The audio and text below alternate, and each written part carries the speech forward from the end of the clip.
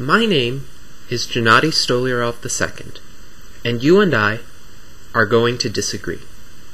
What I've just said is the literal truth, because no matter who you are, and how much you enjoy my videos, or how much you might agree with some of my ideas, inevitably we will have some kinds of intellectual differences, major or minor. I wanted to create this video as a fair warning to all of you watching my videos, in order to tell you that you will not agree with every single word that I say. Some of you might disagree with most of what I say. Others might disagree with a little bit, but inevitably some disagreement will exist. Now, this is not a bad thing. As a matter of fact, it is quite natural, it is quite justifiable, and it is quite desirable. Because each of us is an individual with his or her own mind. As a matter of fact, if any of you thought in exactly the same way that I do on every single issue, I would be quite worried about you. As a matter of fact, I believe that conformity is deformity, because when one conforms to something for no purpose except to conform to it, one is deforming one's individuality. One is trying to distort one's true self and one's true convictions in order to fit some other model or framework that one's principles, one's experiences, one's reason would not allow one to fit into. So, if you disagree with me, and you have a good reason for doing so, this is fine. Now, of course, I urge you also, if you disagree with me, not to use that as a mark against me. Because even if you find something that I say unpersuasive, you might find something else that I say quite meritorious. And certainly, you would not want to deprive yourself of something that you might find valuable simply because it happens to be accompanied by something else that you might as well discount or analyze and find ultimately unpersuasive.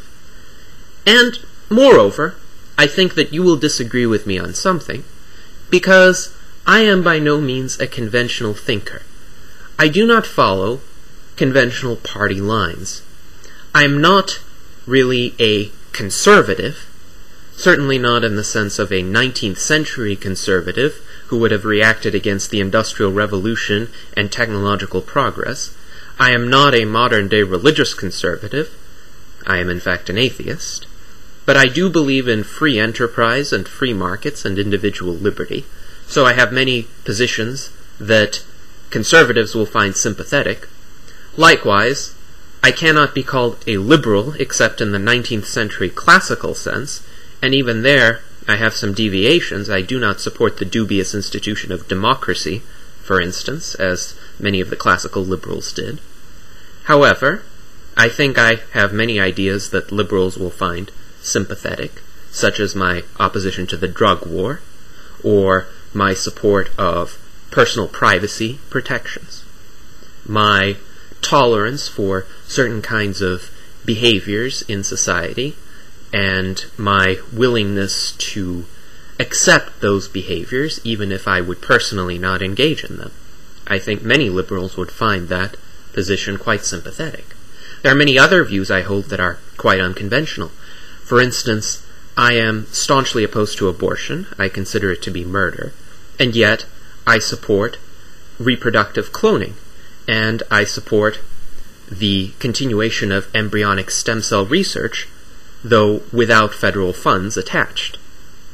I am against the vast majority of animal rights activists, and I do not believe in the concept of animal rights, and yet I like animals, and I believe that it should be illegal to euthanize animals that are not public health risks, because most of the euthanization is done by government agencies, and in fact is a violation of free market principles, and also has no point. Now, I'm against the vast majority of wars. I am against the current United States interventionist foreign policy, and I am against most of the U.S.'s historical involvement in wars. Yet I'm also in favor of the death penalty, and I am in favor of targeted assassinations of various foreign dictators. I am neither a minarchist or an anarchist in the conventional sense. I am somewhere in between. I do believe that some kind of government is necessary, but I would prefer it to be even more limited than the conventional limited government advocated by the minarchists. I would go so far as to say that any government function may potentially be private, provided that the government retains the role of an arbiter of last resort. Now, furthermore, I'm an atheist, but I'm not a militant atheist. I do not say religion needs to die or disappear. I recognize that the presence of religion in human societies and the presence of religion among the majority of people is an inevitability. It will continue to persist.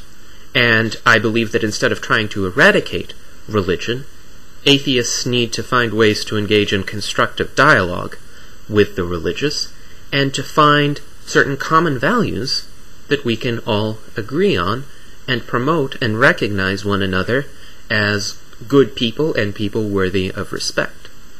Now, furthermore, I like Ayn Rand's philosophy of objectivism. I sympathize with it. I agree with many of her fundamental premises, but I am not willing to toe any kind of party line. And if I have a disagreement with Ayn Rand, as I do on certain issues like abortion or intellectual property, I will not hesitate to express that disagreement. Furthermore, many believe that today there is a conflict between those who believe that God created the universe and those who believe that the Big Bang created the universe. Well, I don't believe in either God or the Big Bang. I don't believe that the universe was even ever created.